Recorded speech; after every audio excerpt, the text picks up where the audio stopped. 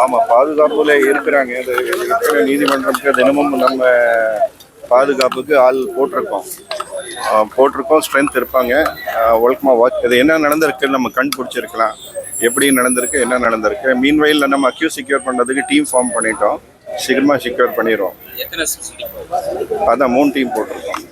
நம்மளோட CCTV camera அந்த அதெல்லாம் செக் பண்ணோம். இப்போ தான் இமீடியட்டாக நாங்கள் எல்லா டீம் போட்டு நடவடிக்கை எடுக்க சொல்லியிருக்கோம்.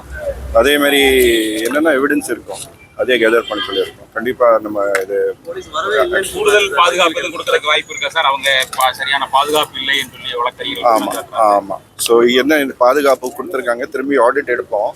ஆடிட் எடுத்து என்ன கரெக்டாக இருக்கும்னு பார்த்துருக்கோம்.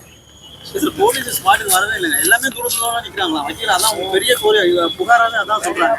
ஒரு வக்கீல் வந்து பிடிக்கிறாரு, ஆனா போலீஸ் யாரும் பிடிக்கலங்கிறாங்க.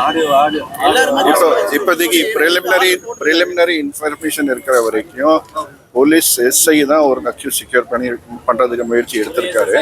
ஸோ ஆமாம். ஸோ இதை பண்ணல. சோர்ஸ் போடுவாங்க சார். இப்போ ஆக்சுவலாக இது வந்து ஒரு மர்டர் கேஸ் அக்யூஸ்ட். அவன் எங்க வரான் போறான்னு சோர்ஸ் போட்டுப்பாங்க சார்.